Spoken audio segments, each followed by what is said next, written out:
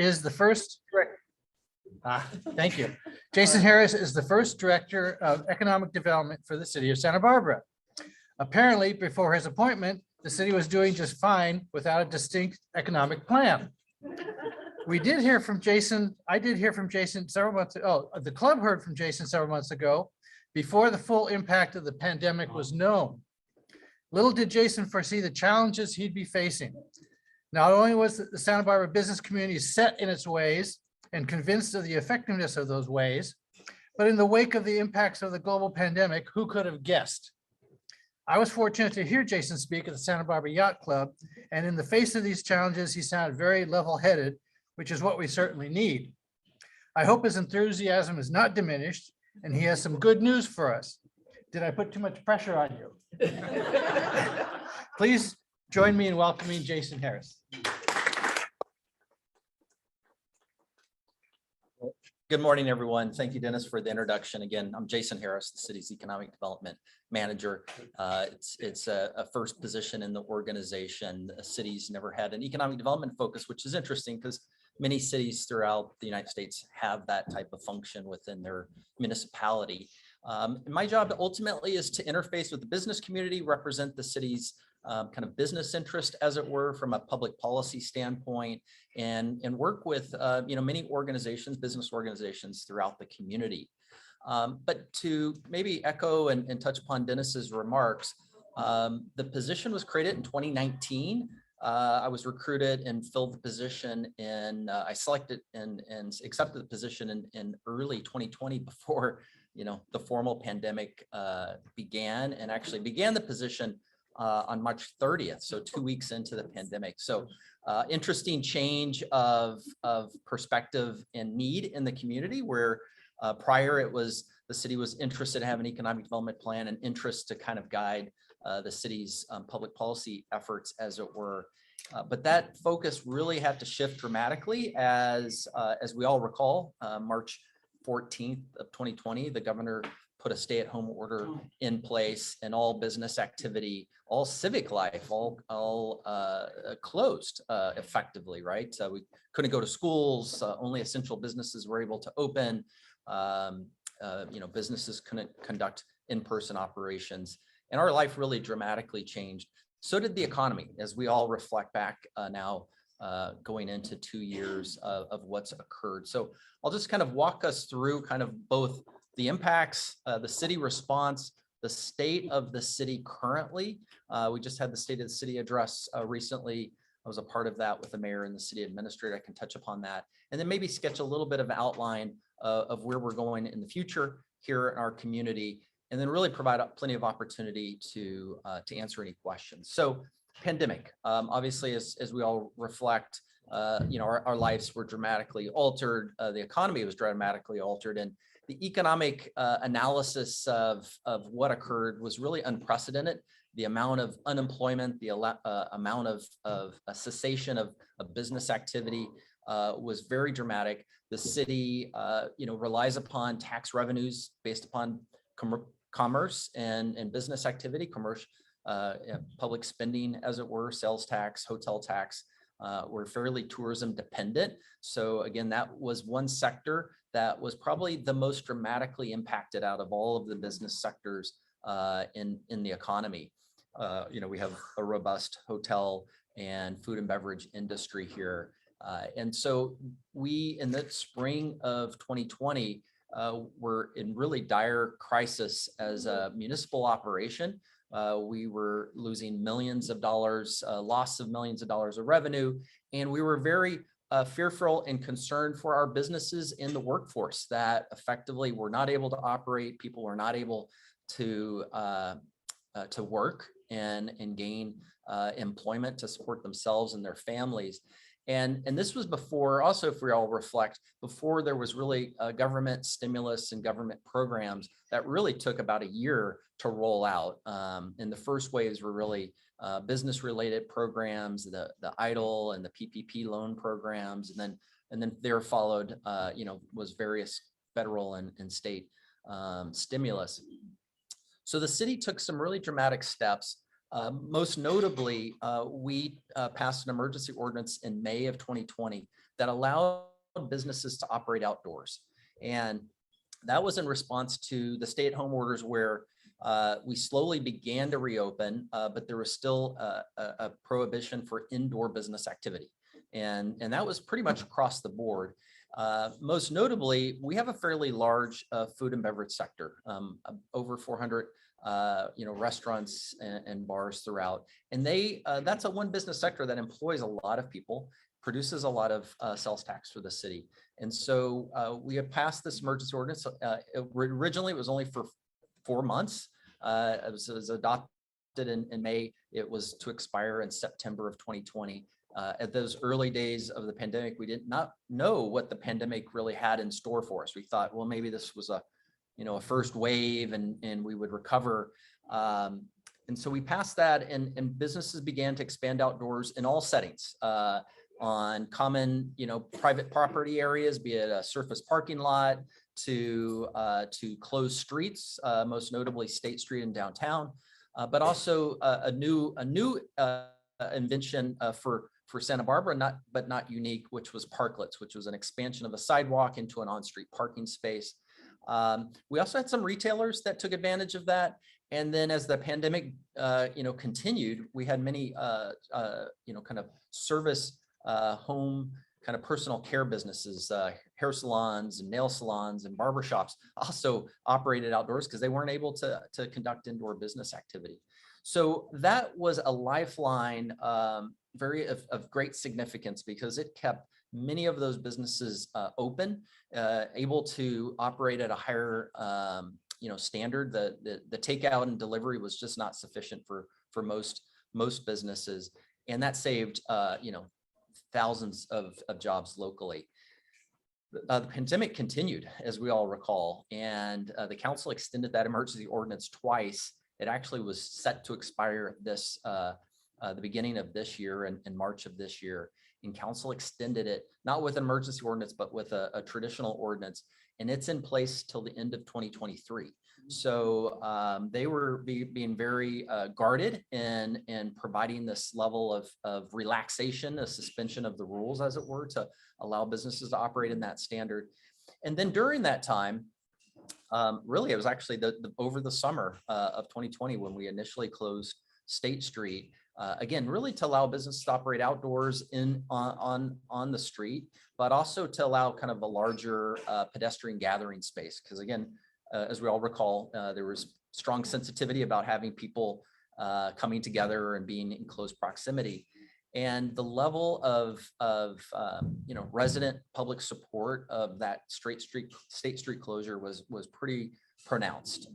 It became a new public space in the community. Really overwhelming level of interest and support. It's amazing to look back on the photos when there wasn't anything out there other than kind of the initial barricades to close the street, and you had families out, teaching their kids how to ride a bike on the street and whatnot. So we now have kind of weathered the storm, as it were, and we are clearly out of the impacts of the kind of public health orders, as it were. We have no substantive restrictions any further on public gatherings and business activity. And so we are now just in this position of transitioning and looking to rebuild and strengthen our business community, our local economy. The city had about $20 million of lost revenue during this past 2 years. That represents about 10% of the city's overall budget. We were able to utilize reserves, do a number of budgetary savings to really reduce significant layoffs to city employees and service levels in the community. And when you look at kind of the economic charts and graphs, we had obviously a very significant dip in 2020. But the good news is we are about on the various economic indicators, be it sales tax, hotel tax, other types of revenue activity, business activity in the community, we're back almost on par to where we were pre-pandemic in 2019. So that's really a favorable and welcome sign. But as you all know, reading and watching the news, we are in some dire straits in kind of a global economy now with with kind of this really significant inflation. There's predictions of a recession in 2023. And so we're needing to be very kind of cautious and guarded in both how the city operates its budget and its operations. And then also always being forecasting and looking to, where the need and support for the business community is. And so, having these conversations kind of in presentations with various professional groups throughout the community is really helpful to get feedback and input as you all interact with professionals in your personal lives and how you're assessing the situation on your personal level. So at this time, the kind of really where the city's focusing is the city's made a commitment to keep State Street closed. The current parameters of the closure are still in question. We're beginning a really intensive master planning process to evaluate what that closure area looks like and is designed, and then evaluate all the other needs and issues related to downtown. Because if we reflect prior to pandemic, downtown, it's really our community living room. It's where we have all of our parades, our civic gatherings. It's our largest and greatest level of business density, commercial activity in the city. And it was in a process of decline prior to the pandemic. Pandemic's actually just accelerated that in some regards. We have some really high amount of vacancy on State Street. And so there was a need for intervention pre-pandemic for State Street, the downtown commercial corridor. And then obviously pandemic's really just exacerbated that, even though the closure of State Street's really given a significant boost. And I've heard from many residents and many businesses that they've actually seen a much greater increase in business activity than they've had in many years prior. And in some instances, anecdotally, some of their greatest years of business operation. But there's obviously a need to ensure that is sustained and long-term, and then also balanced within the collective needs of our community. So we're also thoughtful broadly of supporting all of our commercial districts throughout the city and in our business industry sectors. So the council I drafted and the council adopted last year a 3-year economic development plan. So we're just now finishing the first year of that, and it's a relatively limited midterm plan because we're in a period of significant transition. One, during the pandemic, really looking at recovery, and then somewhat trying to forecast kind of those initial steps of recovery. So the foundational kind of strategies of that plan are obviously supporting our businesses and our commercial districts, also focusing on improving city operations to ensure it's viewed as customer service friendly as possible through our various services and programs and supporting business. And then that third strategy, as I've touched upon, is really supporting our downtown and making sure it's vibrant. It is in comparison to the other commercial districts throughout the city, be it the Waterfront Funk Zone, the Milpas Corridor, the De La Vina, the Upper State Street, et cetera. Those are all relatively healthy. They're averaging around 3 to 4% on retail vacancy. Office vacancy is a little higher kind of throughout the city as office use is kind of still in fluctuation. But within the downtown, those numbers are much greater. We're like 14% retail vacancy and office vacancies around 10%. So really significant. As you all recall, pre-pandemic, we lost the downtown mall, Paso Nuevo, was anchored by 2 large department stores, Macy's and Nordstrom's. Macy's closed prior to pandemic several years, and the mall ownership bought that building, was planning to put an IMAX theater and do some other kind of retail reuses for that building. That's obviously all kind of been on hold and is being reevaluated. And then Nordstrom's closed during the pandemic and then ultimately did not reopen. They closed that store and sold it. A developer out of Orange County's bought it and is repositioning that for creative office. So, really that's where we're seeing a change. The city did a study several years, actually in 2019, right before the pandemic. And they did an analysis of downtown, and it was determined and considered that downtown actually had been overbuilt over time with a greater amount of retail commercial space than what this general city region can support.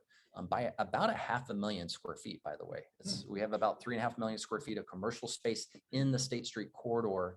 And just based upon the resident population, and then over time, if you all can recall, and I'm relatively new to the community, but I've spoken to many long-term residents, Santa Barbara was a regional hub all the way up to San Luis Obispo, lesser to down towards Ventura, but a regional hub for all types of commercial activity, retail principally, but culture, art, entertainment, et cetera. But over time, our adjacent regional neighbors have built out and have grown their own communities in providing those levels of service and commercial activities. And we became less, dependent and reliant on those uses. And likewise, the tourists, the visitors that frequent, and we're a long-standing tourism destination, dating back, over 100 years. The nature of tourism has also changed. And so, folks now visiting, it's less about, and they represent the general, kind of consumer American experience, less on retail purchasing and more on experience, and mostly food, food and beverage. That's now the kind of new experience people want to go out and frequent. So we've seen, increased activity in that area, but a decrease in the level of retail support. So there's a need to really reposition downtown and look to fill, some of these retail spaces with non-retail uses. And that's ultimately a kind of one of those bigger questions. So as when we think about the repositioning of the State Street corridor, not only into this kind of new potential pedestrian space, and that's still to be designed and configured, and we'll be having lots of public outreach to gather our resident community input into that. We're also having this kind of concurrent track of looking at how to support our property owners in our business environment to make sure that that area is thriving. Just lastly, I'll touch upon some other areas. There's obviously a key need to support business. So we have a robust set of business assistance organizations. I'm very fortunate in this region. So we have Women's Economic Ventures and Economic Development Collaborative that are providing business, free business consulting and business assistance supporting. And then we're really kind of honing in on those underserved areas in our community. And I define those as kind of micro businesses. So if you're, a kind of a very small kind of enterprise, where are those areas of opportunity, be it sidewalk vending, vehicle vending? The county just adopted what they call a micro home kitchen enterprise. So people are able to use their home kitchens to create small enterprises, be it catering companies or even kind of restaurant service. So we need to connect our population that isn't accessing those programs and create a kind of a secondary path for economic independence. So we're raising the tide for all. And then just this last point I was referencing of kind of cultivating a more business-friendly city.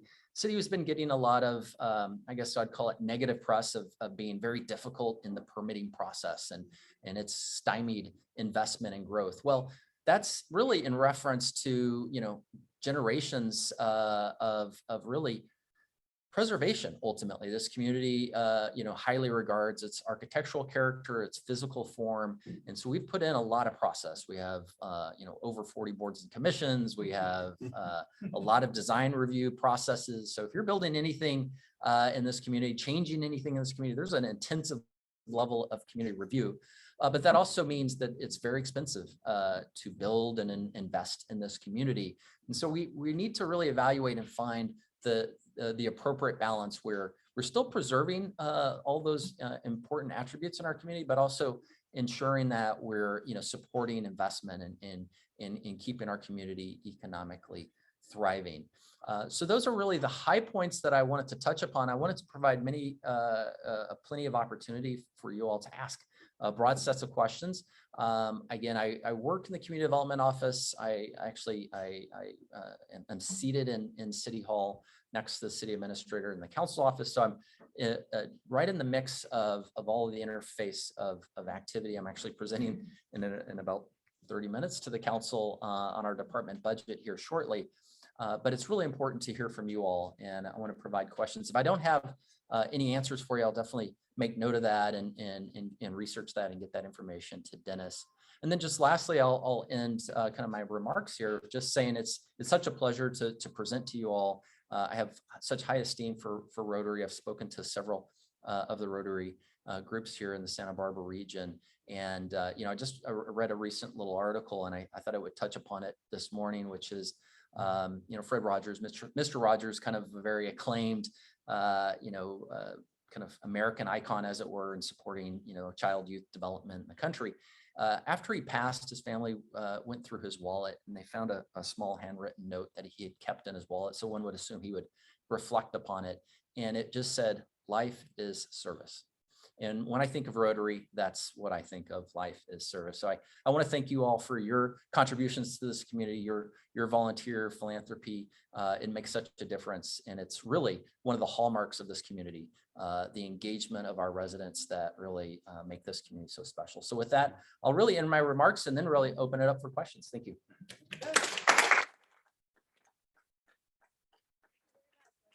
Some questions here. Let's see here. I think I saw Peter's hand go up first.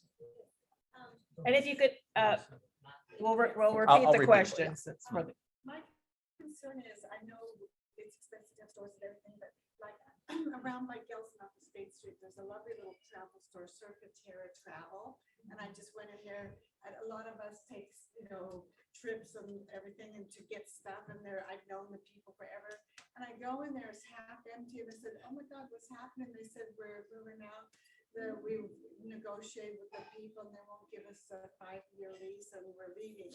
That's the story of the specialness of Santa Barbara, these stores that are gone, and the generic ones that are coming into place. Is there any way I know it's money, that bothers me. Yeah. So it's kind of just to summarize the question, really is the issue of really long tenured businesses that are in commercial leased spaces, and as their leases come to an end, the landlords or property owners are looking for an update, an increase to rent, and many businesses, based upon their business model and business activity, really can't afford that increase, and so we are seeing a loss of really long-standing businesses to that change.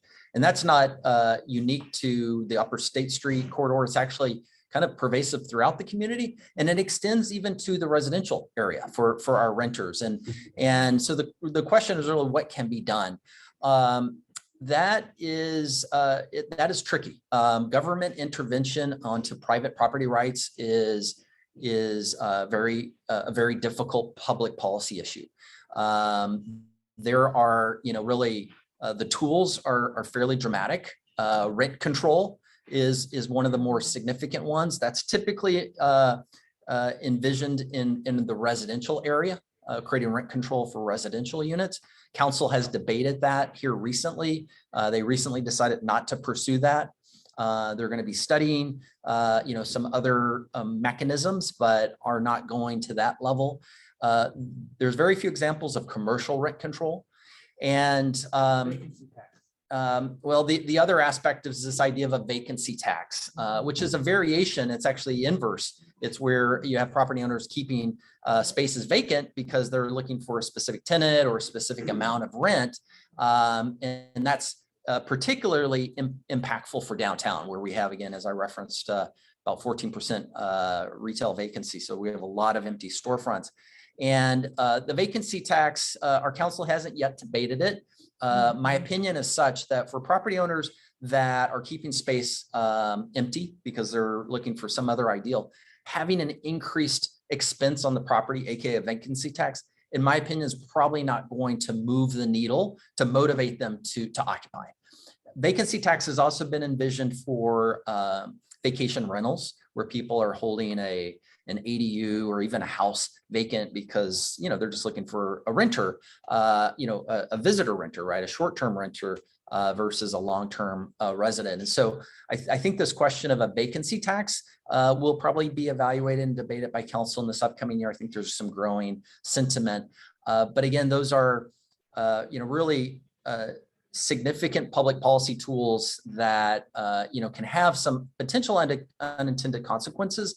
One of those is, as I've described, this other kind of intent is to build a better image of Santa Barbara as being business friendly, induce investment. And so putting forth public policy that might be viewed as contrary to that, is a difficult challenge to balance.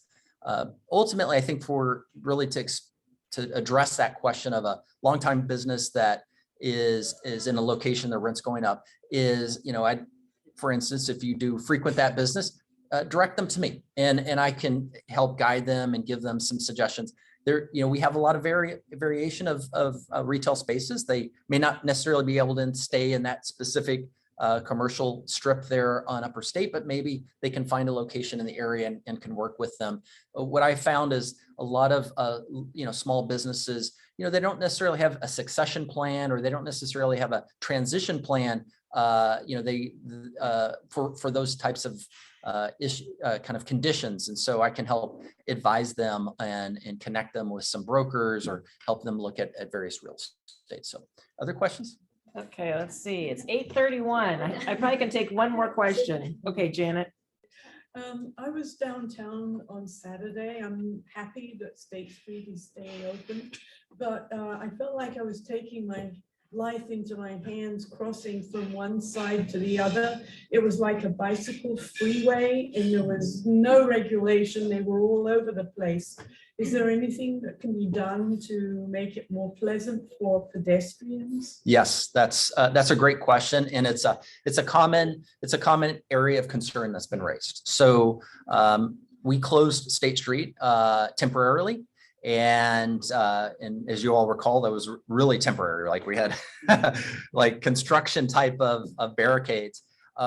When council decided to make that a more permanent condition, we obviously upgraded the closure with kind of planters, but those more significant investment and improvements to improve the roadway and balance the various uses and needs for the street. It is one of our main bike corridors through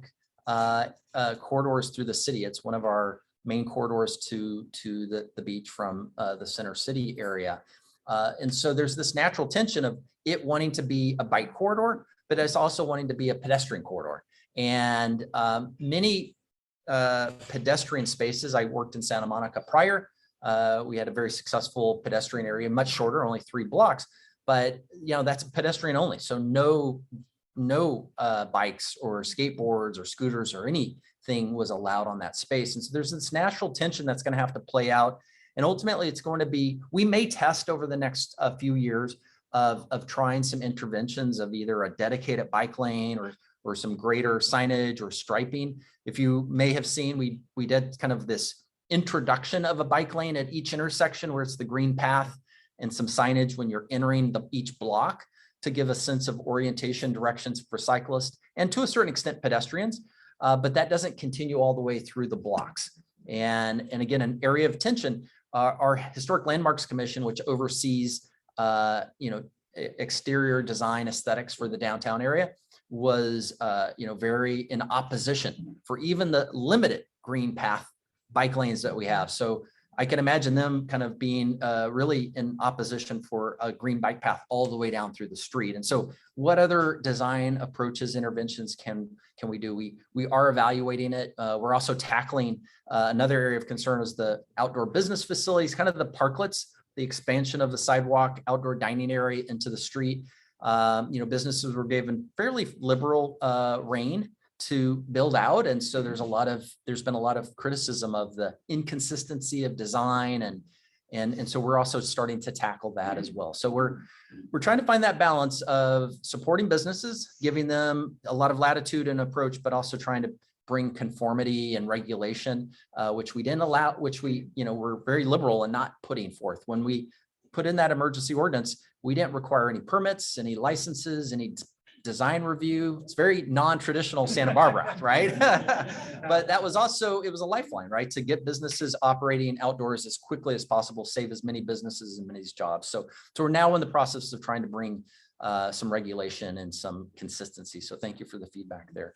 Okay, well, I'm sensitive to the fact that some of us need to get to work, and also to the fact that you are giving you're helping give your department's budget presentation today in half an hour. That's something I don't miss doing for Parks and Recreation. I know I have a million questions. We could be here for a couple more hours. So I want to thank you so much for coming this morning. And I want to tell you that in honor of you, we're giving 30 dictionaries to our local third graders in the Santa Barbara School District. We do that every year. Every third grader gets a dictionary and it'll have your name in it. Oh, thank you so much. Thank That's you so very- much. very And thoughtful. we're just really pleased you're here today. Well, And certainly. thank you for all your hard work. Thank you.